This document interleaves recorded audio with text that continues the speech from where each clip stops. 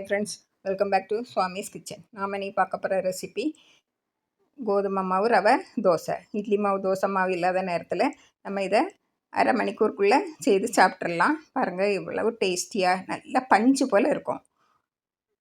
பாருங்கள் எவ்வளோ பஞ்சு போல் இருக்குன்னு பாருங்கள்.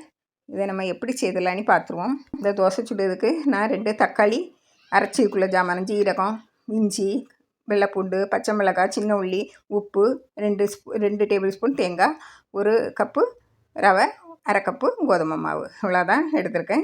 இப்போ நம்ம தக்காளியை மிக்ஸி ஜாரில் பொடியாக நறுக்கி போட்டுருவோம். அது கூட பச்சை மிளகாய், ஜீரகம், இஞ்சி, பூண்டு, சின்ன வெங்காயம், உப்பு, ஒரு 2 டேபிள் ஸ்பூன் தேங்காய் ஆப்ஷனல் தான்.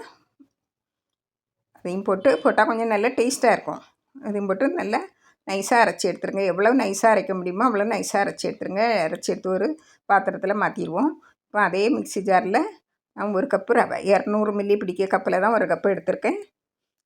அரை கப்பு கோதுமை மாவு, அதுக்கு தேவையான அளவு தண்ணி விட்டு நல்லா நைஸாக அரைச்சி எடுத்துருங்க. ரொம்ப நல்லா நைஸாக அரைச்சி எடுங்க. ரவை நல்லா நைஸாக அரைச்சி எடுத்துகிட்டு இதையும் நம்ம தக்காளி அரைச்சி விட்ட இதில் அதிலே விட்டுருவோம். கொஞ்சம் தண்ணி விட்டு அரைங்க. நல்லா நைஸாக அரைச்சி எடுக்கணும்.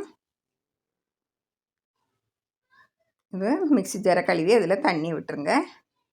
நம்ம தோசை மாவு பக்கத்தில் இருக்கணும். நல்லா கலந்து விடுங்க.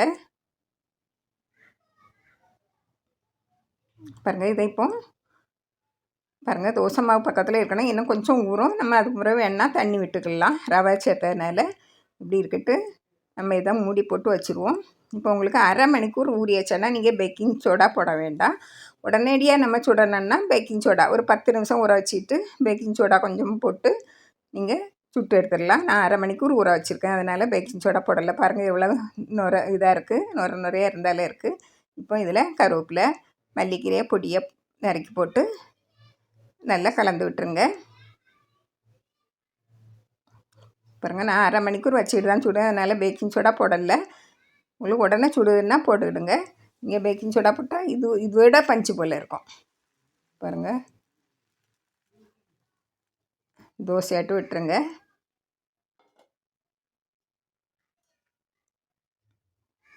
பாருங்க ஒரு நிமிஷம் கழித்து பாருங்கள் இப்படி நல்லா வெந்து போய் இருக்கும். மூடி வச்சா சீக்கிரமாக வெந்துடும். நல்லா திருப்பி போட்டுருங்க. நல்லா வேக வச்சு எடுங்க. பாருங்கள் எவ்வளோ பஞ்சு போல் இருக்குன்னு பாருங்கள். எடுத்தாச்சு. இனிமேல் அடுத்ததையும் விட்டுருவோம். தோசைக்கல்ல எண்ணெய் தடவி நல்லா விடுங்க. பாருங்கள் இதை நான் மூடி வைக்காமல் வேக வைக்கேன். பாருங்கள் இது மெதுவாக தான் வேகும். பாருங்கள் நல்லா வெந்து வரணும். இது நல்ல வெள்ளை கலர் இருக்குது, நல்லா மஞ்சள் கலரில் வரணும். அப்படின்னா தான் திருப்பி நம்ம போடணும். உங்களுக்கு இதில் தேவையான கொஞ்சம் எண்ணெய் விட்டுடுங்க.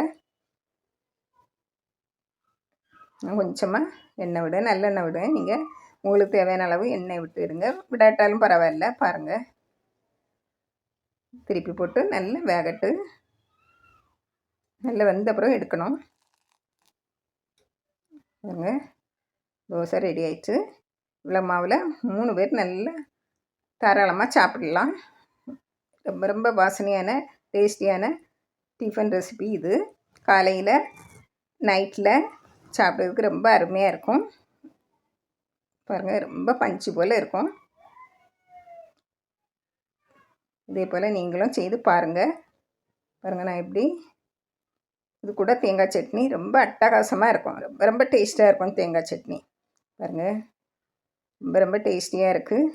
நல்லா வாசனையாட்டம் இருக்குது தோசை. இதே போல் நீங்களும் செய்து பாருங்கள்.